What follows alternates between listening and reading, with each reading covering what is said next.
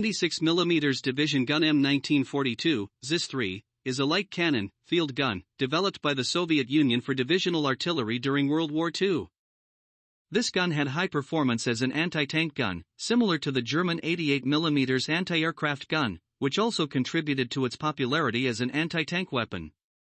In 1940, the Red Army began the development of a lighter and more cost-effective 76mm gun than the F-22, M1936, 76mm field gun and the F-22 USV, M1939, 76mm field gun, and in 1941, due to Nazi Germany's invasion of the Soviet Union, the Great Patriotic War broke out.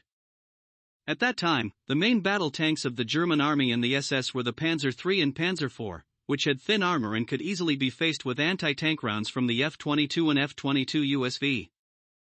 However, due to the sudden surprise attacks and the large purges that resulted in the execution of many generals and officers, the tactical incompetence led to the destruction of many F-22 and F-22 USV or their capture by the German Army.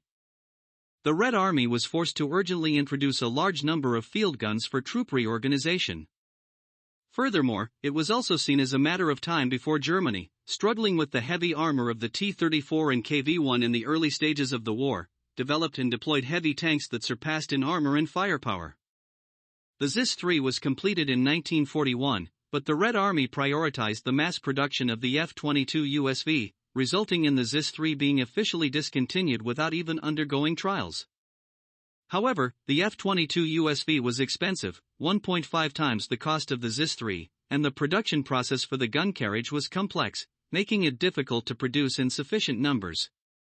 Therefore, Stalin issued a directive to allow the production of any artillery capable of countering German tanks, which finally allowed the ZiS-3 to see the light of day. In February 1942, a 5-day trial was conducted, and the ZiS-3 nearly passed it perfectly, leading to its official adoption as the 1942 model 76mm divisional gun. The ZiS-3 was developed by mounting the barrel and recoil mechanism of the F-22 USV 76mm field gun onto the carriage of the ZiS-2 57mm anti-tank gun. Due to the lighter carriage, there was a danger of tipping over when firing, so a muzzle brake was installed at the muzzle, making it the first of its kind among 76mm caliber divisional field guns. Furthermore, the adjustment handles for elevation and traverse on the ZiS-2 anti-tank gun carriage were concentrated on the left side of the gun, allowing one person to make aiming adjustments. Although the elevation was shallower compared to the F-22 and F-22 USV, there was no issue at all for its use as a field gun or anti-tank gun. Additionally, due to the simplified structure of the carriage, the procurement cost was reduced to 2/3 of that of the F-22 USV. Until then, the elevation adjustment handles of the Soviet Army's howitzers and field guns were located on the right side, which required 2 people to make aiming adjustments. When the German Army and the Waffen-SS modified the captured F-22 field guns into the 7.62 cm Pak 36R, they also moved the elevation adjustment handle to the left side. The ZiS-3 was deployed in 1 battalion with 12 guns, organized into 3 companies per division, as well as in independent anti-tank regiments consisting of 24 guns in 6 companies. The ZiS-3 was mainly employed for direct fire support, but it was also stationed in anti-tank positions known as pack fronts and engaged in tank combat through ambush tactics involving clever positioning and camouflage. Additionally, the vehicle-mounted ZiS-3 SH was used as the main gun for the Su-76. Due to its high velocity, the sound of its shells could be heard after impact, which led the German forces to fearfully refer to it as Ratsch-Bum, the sound of scraping and firing.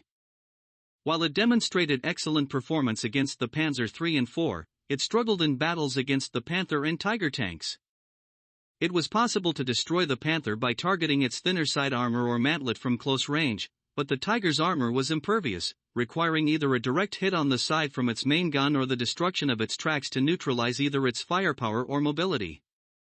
Consequently, larger caliber artillery such as the D-44 85mm howitzer and the BS-3 100mm howitzer were developed in 1944.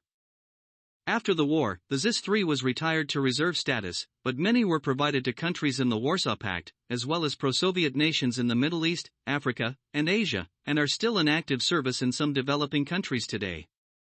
In Russia, a few ZiS-3s are kept in storage for use in reenactment events of the Great Patriotic War.